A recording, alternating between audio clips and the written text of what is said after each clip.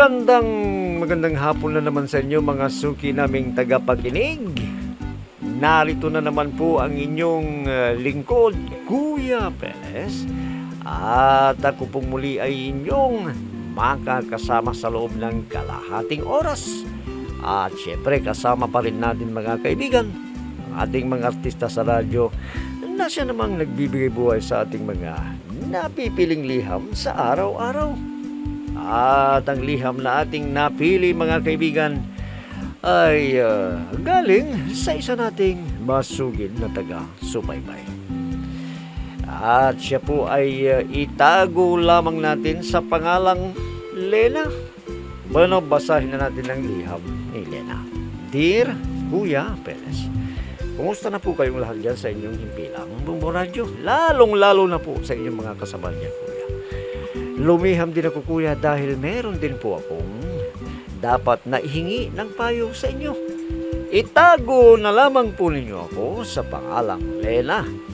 34 na taong gulang at may asawa na po ako at isang anak. At para malinaw sa inyo, Kuya, ganito po nagumpisa ang aking problema, Kuya Perez.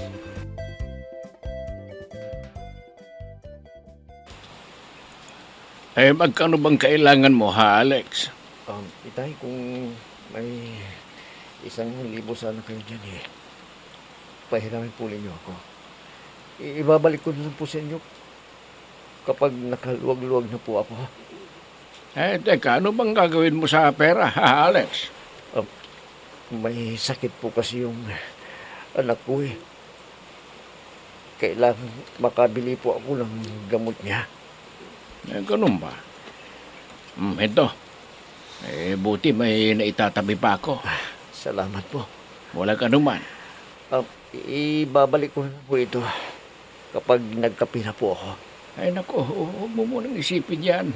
Ang isipin mo, gumaling na yung anak mo. Susubukan namin ipatingin sa doktor Baka kung ano na yung karamdaman niya. Ay siya, sige na. Umalis ka na para mapatignan nyo na ang anak mo sa doktor. Sige po. Maraming salamat po. Dito sa pinahiram ninyong pera. Ay, teka, kung dadalhin nyo sa doktor, may kulang yan. Oo? Sandali. Idagdag mo na itong 1,000. Ayan o. Paano kung mababayaran ito? Ay, nako. Para sa apo ko naman yan Huwag mo nang isipin yan. Sige na, umalis ka na. At baka kung ano pang mangyari sa anak mo. Sige na.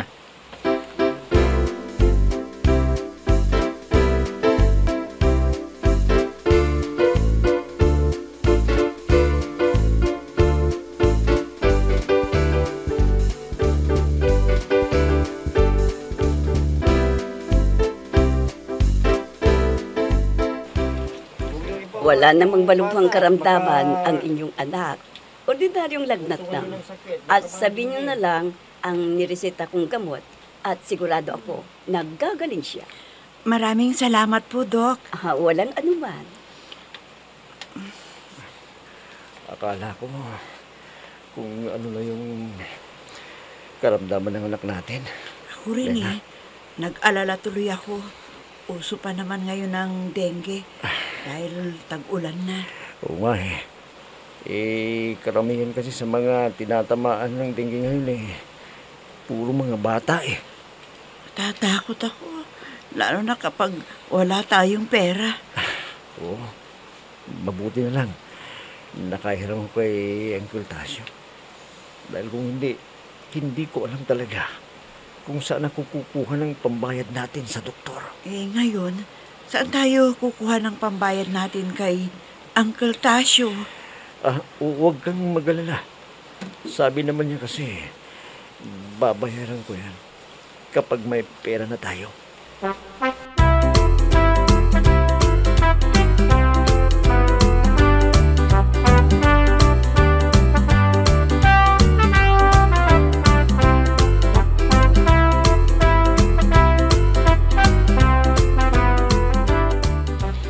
Anak, saan ka ba nakahiram ng pera na pambili nyo ng gamot ng apo ko?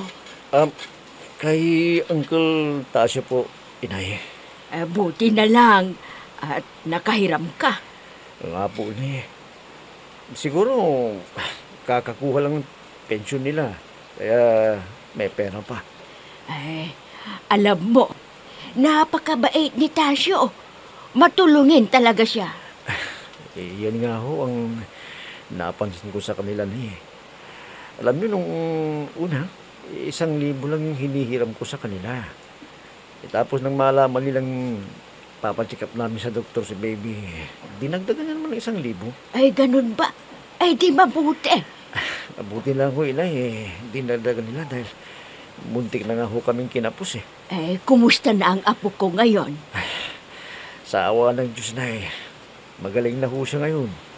Ordinaryong lagnat lang pala yung nangyari sa anak ko. Ay, salamat sa Diyos. At hindi pala malubha ang sakit ng apo ko. Opo, inay. Sobra ho akong nag-alala sa aking anak.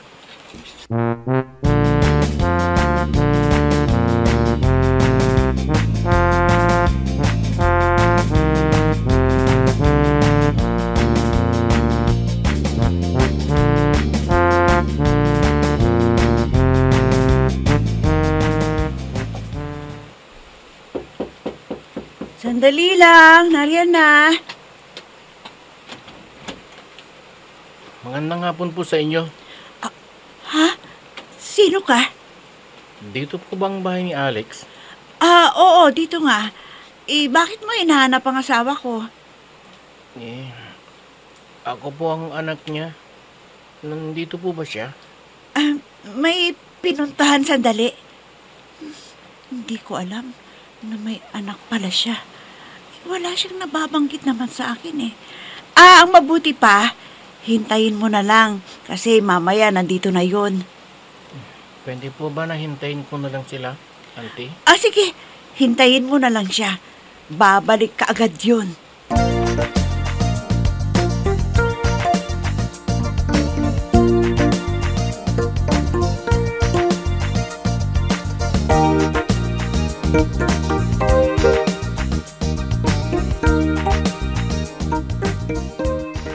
Magsabi ka nga sa akin ng totoo.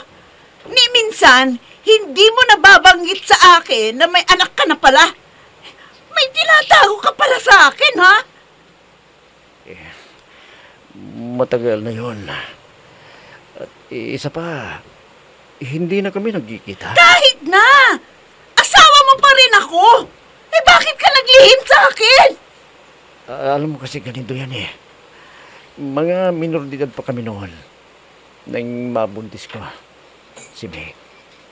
Dahil nag-aaral pa kami at nagalit ang mga magulang niya at inilayo nila sa akin si May. At nabalitaan ko na lang na nanganak na pala siya sa pribadong ospital. Palihim akong pumunta doon at nakita ko yung anak namin. Nag-usap kami na susuportan ko na lang yung bata. Pero hindi pumayag ng mga magulang niya. At nang mabalitaan ko na may mayaman palang gusto siyang pakasalan, yun, kinasal na sila. At habang tumatagal ang kanilang pagsasama, hindi pa nila tanggap yung anak namin. At ngayon, na binata na siya. Kaya siguro, hindi pumayag yung asawa niya. Kaya siguro, pinahanap niya ako sa aking anak. Kawawa yung anak ko.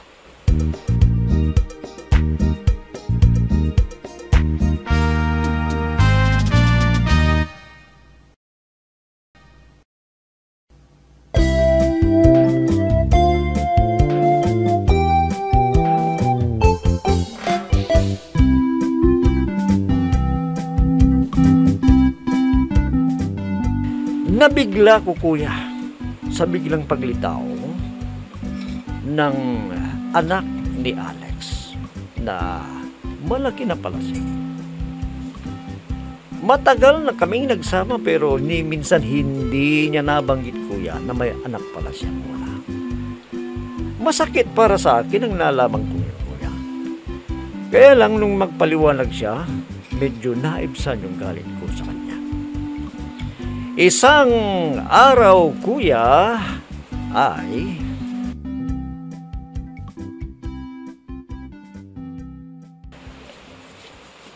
Ang tagal ko kayong hinanap, Itay. Paano mo nalaman na hindi mo pala tunay na ama ang kinakasama ng inay mo? Kasi, Itay, minsan parang hindi ko naramdaman na itinuring niya akong anak. Ganun ba? Yun pala, hindi niya ako talaga anak. Kayo palang tunay kong ama. Oh, kumusta naman ang inay mo? Okay lang po siya, Itay. May kaya pong lalaking napangasawa niya. Kaya lang naaawa na rin si inay sa akin. Dahil minsan, pati baon ko sa school, tinitipid pa ako. Dahil lang kagalit yung asawa niya sa akin. Kaya siguro nagdesisyon si inay na dito na lang ako sa inyo. Mabuti na yun, anak. Para magkasama na tayo. Hindi kaya magalit sa akin si tita, Itay, kung dito na ako titira sa inyo? Hindi. Mabait yan. Basta sundin mo lang yung iutos niya sa'yo. Ha? Opo, Itay.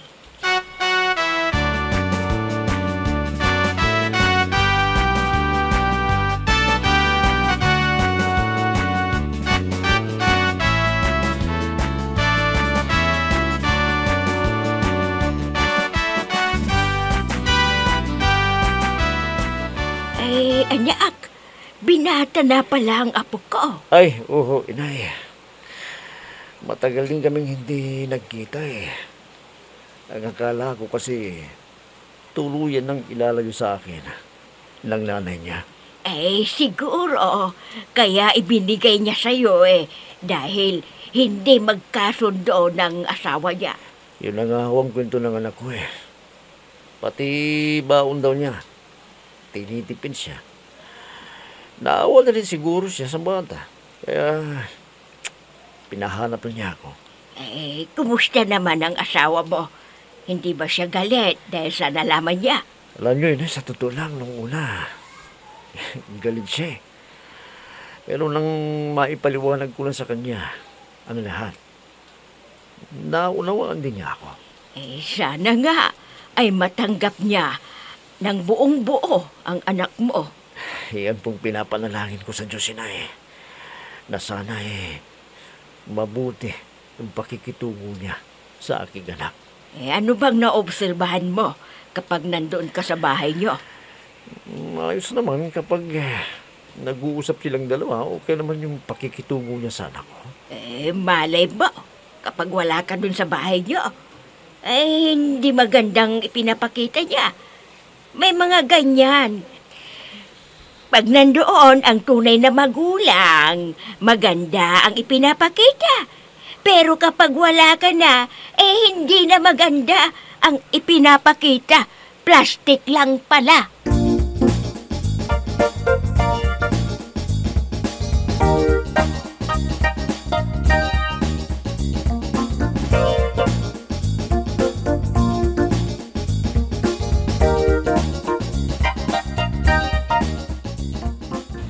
Itay, bait pala ni Tita Lina, no? Akala ko nung una masungit siya. Yung pala, hindi naman. Talagang mabait siyang tita, Lina mo. Nabigla lang siguro sa nalaman niya na may anak na pala ako. Sana po, hindi magbago si Tita Lina, Itay. Alam mo, anak. Mula nang magsama kami ng tita Lena mo, wala na akong masabi niyan. At hanggang ngayon, napakabuting asawa niya sa akin. Lalo na nang lumabas na yung kapatid mo. Sayang ano, Itay. Oh, bakit naman, anak? Sana siya na lang naging nanay ko. Anak, may mga bagay na hindi natin naasahan na mangyari. Kagaya niyan, hindi kami nagkatuluyan ng nanay mo dahil hindi kami para sa isa't isa. Itay, Gusto ko sanang ipagpatuloy ang pag-aaral ko. Sige anak, magpatuloy ka ng pag-aaral mo. Walang problema. Pero itay, baka may masabi si Tita Lina. Hindi, hayaan mo kakausapin ko siya tungkol dyan.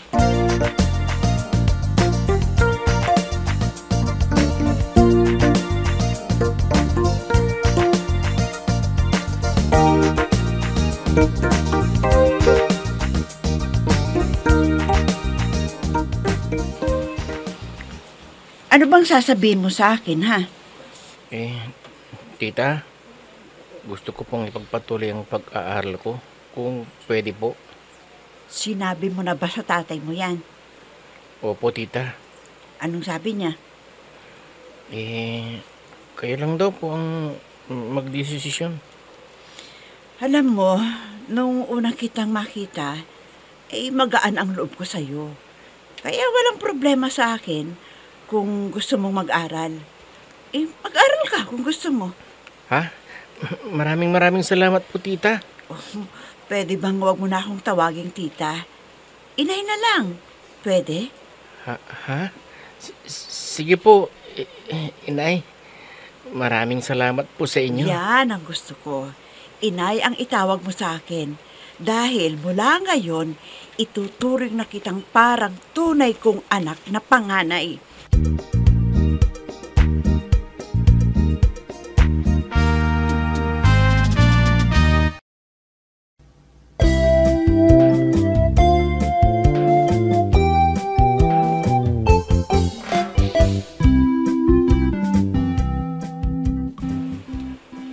Hindi ko alam, kuya, na meron palang tinatago sa akin si Alex. Na hanggang, na ngayon, kuya, na ngayon lamang lumitaw ang kanyang tinatago. Na may anak na pala siya sa dati niyang kasintahan at hindi sila nagkatuluyan. Binata na, kuya, ang kanyang anak. At nabigla ako nang isang araw nagpakilala ang anak niya.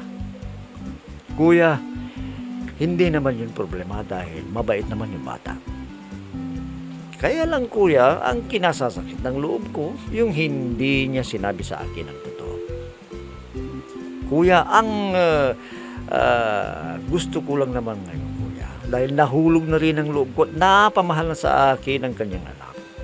Baka bigla na lamang, kuya, na kunin siya ng tunay niyang ina. Ano po ba ang dapat kong gawin, kuya? Dahil mahal ko na rin ang anak ni Alex. Dahil mabait siyang bata. Sana po matulungan niyo ko, kuya, sa aking inilapit na problema. Lubos na gumagalang, Lena.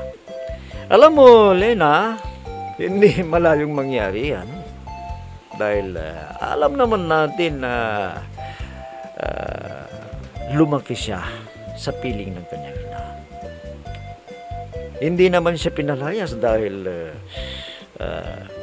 siguro hindi sila magkasundo ng asawa, dating nobya ni Alex. Naaawa siguro siya sa bata kaya siya pinapunta diyan sa inyo dahil siya naman ang tunay na ama ng kanyang siya naman ang tunay na ama at hindi naman siguro masama na diyan siya tumira sa inyo, tumingi ng tulong para siya magkapagpatuloy sa kanyang pag-aaral. Ngayon, ang kinatatakot mong sinasabi mo may baka bigla-bigla na lamang na bumalik siya sa kanyang ina. Aba, hindi natin maiiwasan yan. Pero si JP pa rin ang dapat na magdesisyon yan. Patuloy naman yung komunikasyon nilang mag-ama at hindi naman lingid sa'yo siguro